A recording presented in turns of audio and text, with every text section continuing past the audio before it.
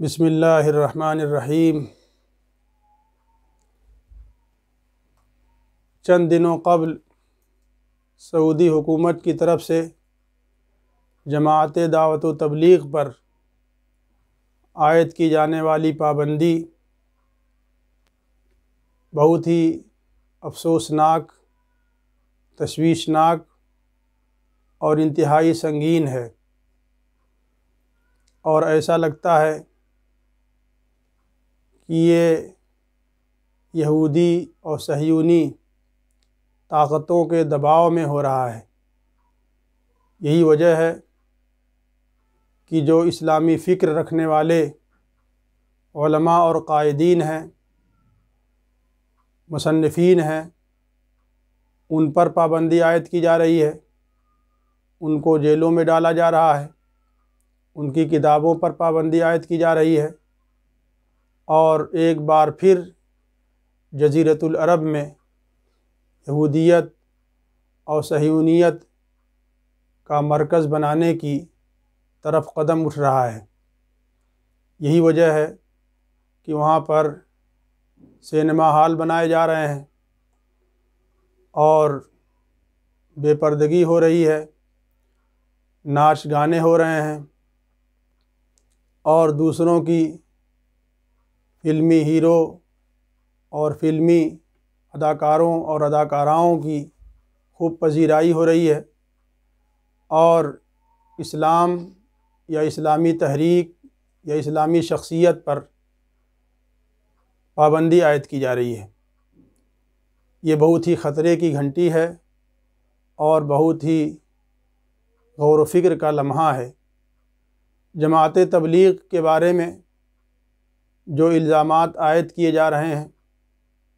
اور ان الزامات کے تحت ان پر پابندی عائد کی جا رہی ہے، وہ یا تو حقیقت سے دور ہے یا غلط فہمی پر مبنی ہے یا معلومات کے اندر نقص ہے۔ اگر اس جماعت اور اس جماعت کے منہج اور طریقہ کار اور اس کے اصول و ضوابط سے اور یہ جماعت کیوں برپا ہوئی اور کن لوگوں کے لیے برپا کی گئی، یہ نظام کیوں بنایا گیا، کن حالات میں بنایا گیا، اگر پس منظر کا مطالعہ ہو تو ایسی غلط فہمیاں پیدا نہ ہوں اور یہ نوبت نہ آئے۔ اس جماعت کے بانی مولانا الیاس رحمۃ اللہ علیہ بڑے عالم ربانی، بزرگ اور دارالعلوم دیوبند کے فارغ اور وہاں کے اکابرین میں تھے۔ ان کا اپنے دور کے بڑے بڑے علماء اور مشائخ سے رابطہ تھا، مشورہ تھا۔ ان کے دل میں اللہ تعالیٰ نے یہ خیال ڈالا کہ جو نام کے مسلمان ہیں ان کو کام کا مسلمان بنایا جائے، جو نمازوں سے، عبادتوں سے اور کلمہ طیبہ کی حقیقت اور مطلب اور مفہوم سے دور ہیں، ان کو اسلام سے جوڑا جائے اور ان کے اندر عمل کا جذبہ پیدا کیا جائے۔ تو یہ اصلاً نام کے مسلمانوں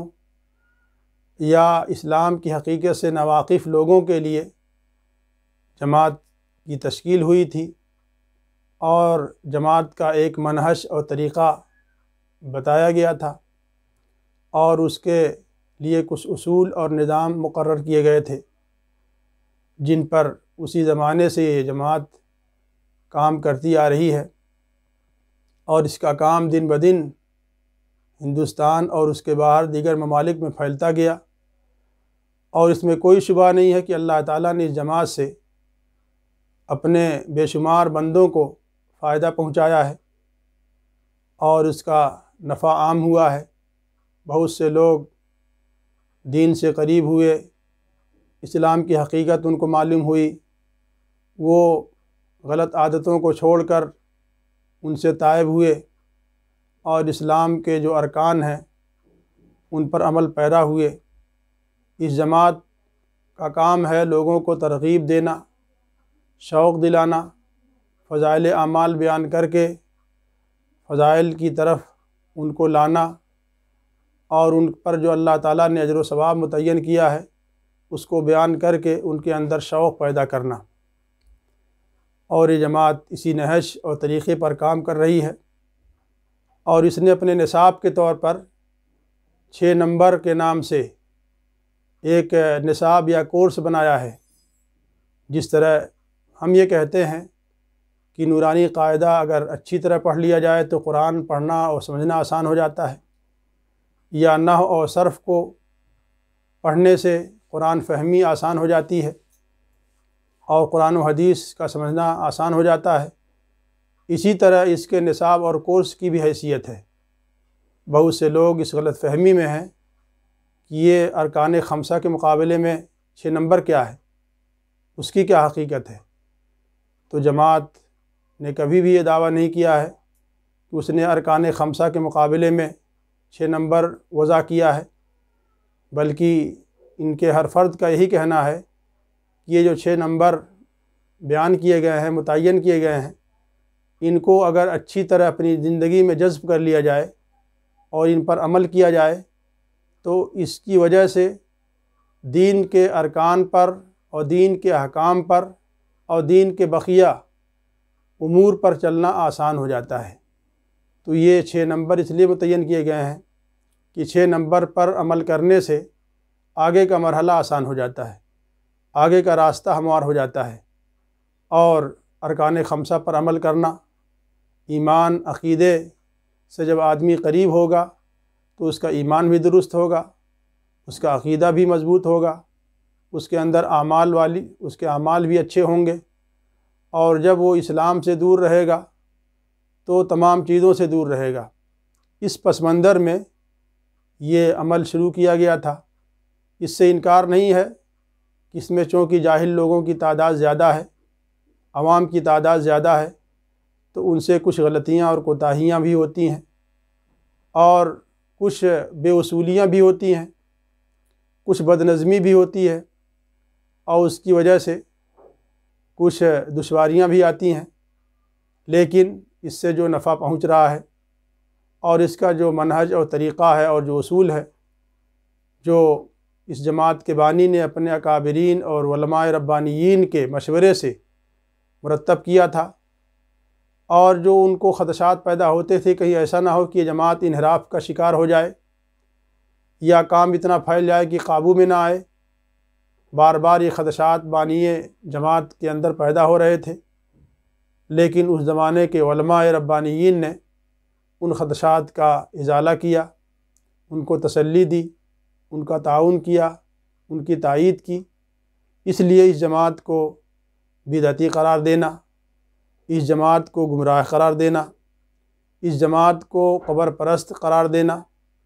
یا اس جماعت کو دہشت گرد جماعت قرار دینا، جبکہ اس سے زیادہ پرامن جماعت کوئی نہیں ہو سکتی ہے۔ اس کا نہ تو حکومت میں کوئی دعویٰ ہے اور نہ کہیں پر کوئی اسلامی نظام قائم کرنے کا دعویٰ ہے۔ اس کا کام صرف اور صرف یہ ہے کہ اللہ کے بچھڑے ہوئے بندوں کو اللہ سے جوڑا جائے، مسجد سے جو دور لوگ ہو گئے ہیں، لوگوں کی زندگیاں دور ہو گئی ہیں، ان کو مسجد سے قریب تر کیا جائے۔ ان کا بس یہی مقصد ہے کہ لوگ اللہ سے جڑ جائیں، لوگوں کی زندگیاں مسجد سے جڑ جائیں، اور جو اسلام کے ارکان اور احکام ہیں ان پر عمل کرنے والے ہو جائیں۔ وہ آخرت کی بات کرتے ہیں اور دنیا میں اسلام کے مطابق زندگی گزارنے کی بات کرتے ہیں۔ اس لیے بعض لوگوں نے کہا ہے کہ یا تو وہ زمین کی بات کرتے ہیں یا تو آسمان کی بات کرتے ہیں۔ ایسی جماعت کو دہشت گرد قرار دینا انتہائی افسوسناک ہے اور انتہائی قابل مذمت بات ہے۔ دہشت گردی سے اس کا کوئی دور دور تعلق نہیں ہے۔ بڑے افسوس کی بات ہے کہ جو خود دہشت گرد ہیں اور دہشت گردی پھیلا رہے ہیں، دہشت گردی مچا رہے ہیں، اور پورے ملک کو ڈائنامنٹ کر رہے ہیں، اور معصوموں کو تباہ کر رہے ہیں، اور عورتوں کو بیوہ کر رہے ہیں، ان پر بری طرح بمباریاں کر رہے ہیں، وہ تو امن پسند ہیں اور امن پھیلانے والے ہیں،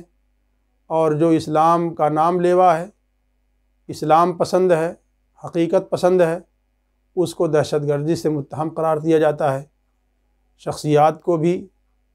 جماعتوں اور تنظیموں کو بھی، اور ایسی حکومتوں کو بھی جو اسلام کا بول بالا چاہتی ہیں یا اسلام کے راستے پر چلنا چاہتی ہیں، ان حکومتوں کو بھی بدنام کیا جاتا ہے۔ تو سعودی عرب جو اسلامی حکومت سمجھا جاتا ہے اور جو مسلمانوں کا دل اور روح کا مرکز ہے حرمین شریفین کی وجہ سے، وہاں سے ایسا پیغام پوری دنیا میں جانا انتہائی افسوسناک ہے۔ گویا کہ دوسروں کو یہ موقع دیا جا رہا ہے کہ وہ بھی اپنے ملکوں میں اس کام پر پابندی عائد کریں، اور ان کو آئینہ دکھایا جا رہا ہے کہ وہ اسی آئینے میں دیکھ کر اس کے لیے پابندی کی راہ اختیار کریں۔ تو یہ انتہائی قابل مذمت بات ہے، افسوسناک بات ہے کہ ایک اسلامی ملک سمجھے جانے والے ملک کی طرف سے یہ پیغام پوری دنیا کو جا رہا ہے، جو کسی بھی طرح سے مناسب نہیں ہے اور انتہائی قابل مذمت ہے۔ اس لیے ہم یہ کہنا چاہتے ہیں کہ اس پابندی کو ختم کیا جائے، اور اسلامی حکومت کو، اسلامی تحریک کے تعلق سے جو غلط فہمیاں ہیں وہ دور کی جائیں، اور اس کو اپنے نہج پر کام کرنے کا موقع دیا جائے۔ السلام علیکم ورحمۃ اللہ۔